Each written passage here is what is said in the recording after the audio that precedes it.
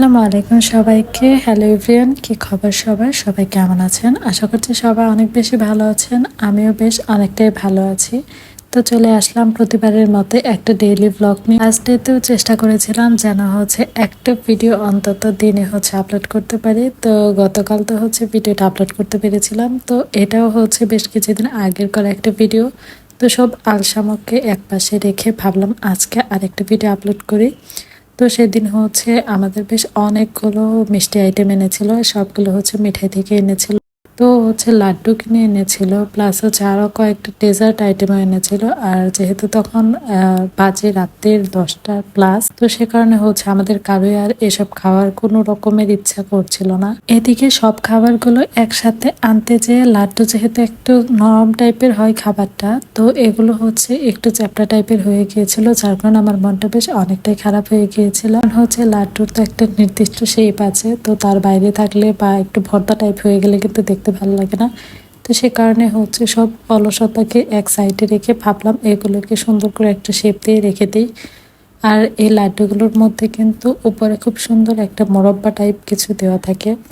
আর এখানে যেহেতু কাগজটা থাকে, প্রত্যেকটা লাড্ডুতেই কিন্তু আলাদা করে একটা করে কাগজ দেওয়া থাকে। আর যেহেতু এগুলো সব চ্যাপ্টা হয়ে গিয়েছে, তো কাগজটা কেমন যেন মিক্সড হয়ে গিয়েছিল, যার কারণে লাড্ডুগুলো বানাতে বেশ আমার বিরক্ত লাগছিল। তারপরেও নিজেকে চেয়ার আপ করছিলাম আর বারবার চেষ্টা করছিলাম যেন কাজটা শেষ করতে পারি। আর এখানে প্রায় 1 কেজির মতো লাড্ডু ছিল, যার কারণে বেশ অনেকগুলো লাড্ডু হয়েছে আমার। যার মধ্যে ইফতার টেবিলে কিন্তু একটু মিষ্টি আইটেম না থাকলে একেবারেই ভালো লাগে না, কারণ ইফতারের পরে কিন্তু মিষ্টি আইটেম খেতে ইচ্ছা করে। আর কিছু ডেজার্ট আইটেম ছাড়া তো চলেই না আমার ইফতারে। তো সে কারণে বেশ কিছু আইটেম আনানো হয়েছিল। লাড্ডুর ব্যাপারটা খুবই আনস্যাটিসফাইড একটা ব্যাপার ছিল, যে একদম ভর্তা হয়ে গিয়েছিল। আপনাদের যদি ফার্স্টে দেখাতে পারতাম তাহলে বুঝতে পারতেন এগুলোর কি একটা অবস্থা হয়েছিল। আর লাড্ডুগুলো শেপ দিতে বেশ ভালো লাগছিল আমার। এখানে হাতে অনেক অনেক পরিমাণ ঘি উঠে আসছিল। আর মিঠাইয়ের লাড্ডুর কোয়ালিটি কিন্তু বেশ ভালো বলতে হবে।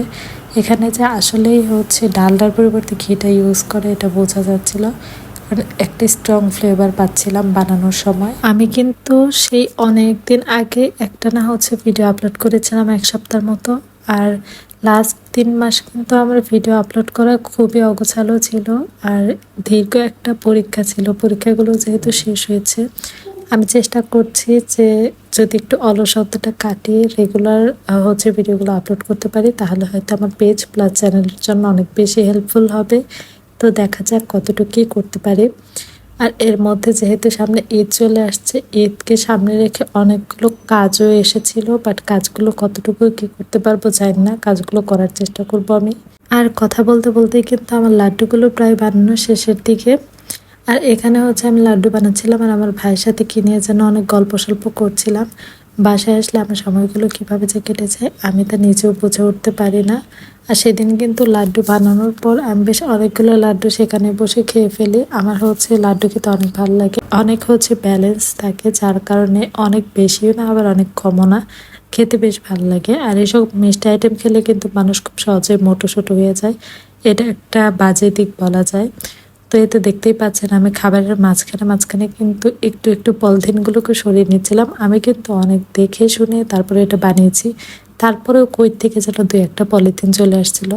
তো যাই হোক, এরপরে আমরা আনিয়েছিলাম বুন্দিয়া, তারপর গাজরের হালুয়া, লাড্ডু, মানে সব কিছু মিলিয়ে বেশ অনেকগুলো আইটেম আনা হয়েছিল। আর সবগুলো থেকে আমি একটু একটু করে ট্রাই করে দেখছিলাম। আর আমি মাঝে মাঝে স্মেল নিয়ে দেখছিলাম যে ওরা বুন্দিয়াতে কোনো এক্সট্রা কোনো ফ্লেভার অ্যাড করে কিনা। তো ওরা কিন্তু বুন্দিয়াতে সবুজ কালারের মনে হয় কোনো ফুড কালার অ্যাড করেছিল, যার কারণে দেখতে সুন্দর লাগছিল। আর লেমনের একটা সুন্দর স্মেল পাচ্ছিলাম, যেটা অনেক ভালো লাগছিল। তো আমার কাছে লাড্ডু আর হালুয়াটা একটু বেশি ভালো লেগেছে বুন্দিয়ার তুলনায়, কারণ বুন্দিয়াটা মিষ্টির পরিমাণটা আমার কাছে একটু বেশি মনে হয়েছিল।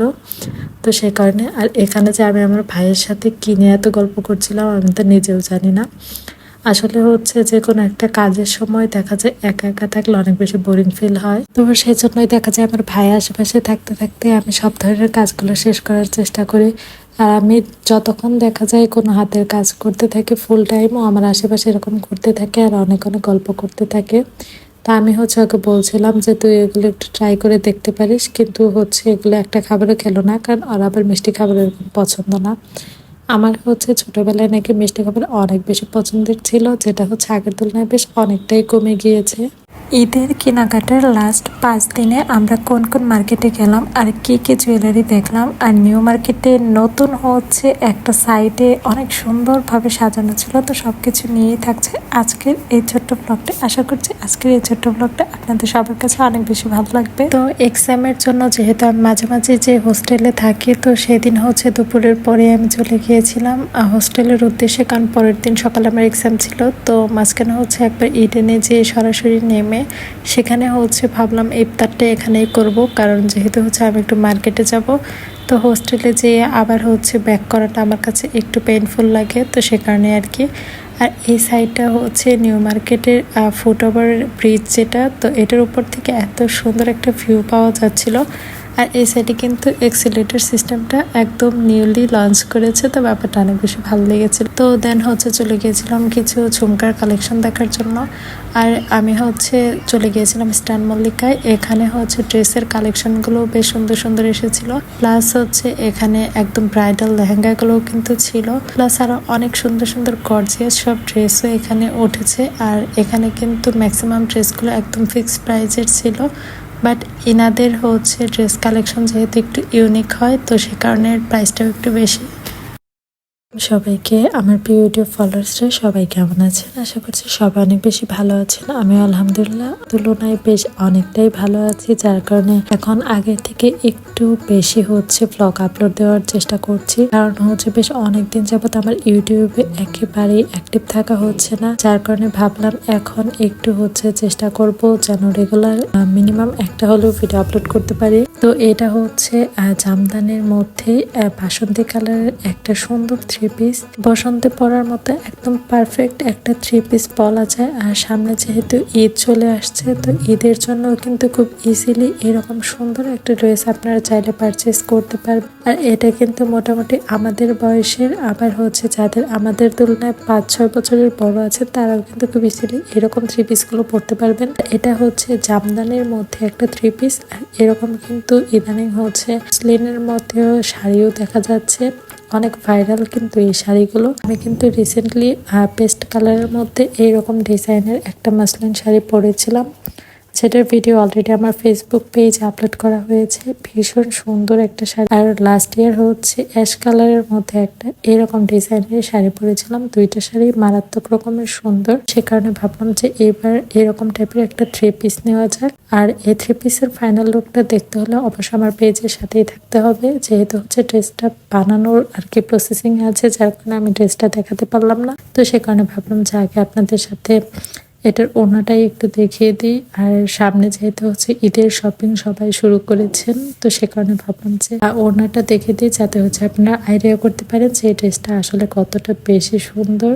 এই ভিডিওটা আমি নিয়েছিলাম হচ্ছে 14 ফেব্রুয়ারি বসন্ত উৎসবের দিন ঘোরাফেরা শেষ করে আসার পরে আর কি। আমি শাড়িটা চেঞ্জ করার পরেই ভাবলাম যে এই ড্রেসটা যেহেতু বানানো হয়নি, ওড়নাটা পরে আমি একটু হচ্ছে একটা ভিডিও মেক করতে পারি। আর ওড়নাটা পরে আমার এত বেশি ভালো লাগছিল, আমি তো প্ল্যান করেছি এরকম একটা শাড়ি নিব। প্রায় 1 বছর পর আর কি আমি হচ্ছে ঈদে না, বাট ঈদের পরপরই হচ্ছে আমি আমার গ্রামের বাড়িতে ঘুরতে যাব শ্বশুর বাড়ি থেকে। তো সেজন্য আমি এবারের ঈদটা নিয়ে অনেক বেশি এক্সাইটমেন্ট কাজ করছে, কারণ বেশ অনেক দিন পর হচ্ছে আমার গ্রামের বাড়ি আমার ঘুরতে যাওয়ার সুযোগ হচ্ছে। তো প্রত্যেকটা ভিডিও আপনাদের সাথে শেয়ার করা হবে। আমার ভিডিওগুলো আপনাদের সবার কাছে কেমন লাগে আপনারা চাইলে আমাকে কমেন্টে জানাতে পারেন। তো আজকের এই ছোট্ট ব্লগটি এখানেই শেষ করছি। সবাইকে রমজানুল মোবারকের অনেক অনেক শুভেচ্ছা জানিয়ে আজকের ব্লগটি শুরু করছি। তো আজকের দিনটি ছিল আমার জন্য অনেক বেশি স্ট্রাগলের একটা দিন।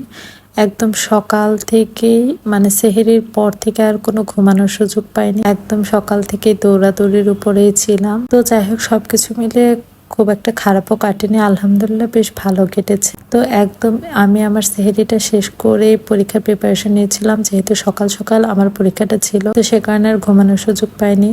তো সেখানকার সব কাজ শেষ করে লং একটা জার্নি শেষ করে বাসায় এসে ইফতার বানিয়ে মায়ের সাথে বসে বসে ইফতার খাওয়ার যে মজাটা, এই প্রশান্তি কিন্তু হচ্ছে একটা মেয়ে ছাড়া অন্য কেউ হচ্ছে এটা অনুভব করতে পারবে। তো সারাদিনের শত ব্যস্ততা শেষে এখানে বসে বসে হচ্ছে মহান আল্লাহ তাআলার কাছে অনেক কিছু প্রার্থনা করছি। আর আজকে হচ্ছে খুব অল্প কিছু আইটেম করেছিলাম, প্লাস হচ্ছে বেগুনিগুলো বাইরে থেকে শুধু কিনে এনেছিলাম, আর পোট হচ্ছে আমার আম্মু করেছিল, আর বাকি ভাজাভুজির কাজ আর একটু ডেকোরেশনের কাজটা আমি করেছিলাম। আর যেহেতু হচ্ছে আমি কিছুদিন আগে অপারেশন হয়েছিলাম, যার কারণে শরবতটা আসলে স্কিপ করেছি। আর সেখানে হচ্ছে আমি একটা ফ্রুটস দিয়ে জুস বানিয়েছিলাম, তো সেটাই রেখেছি।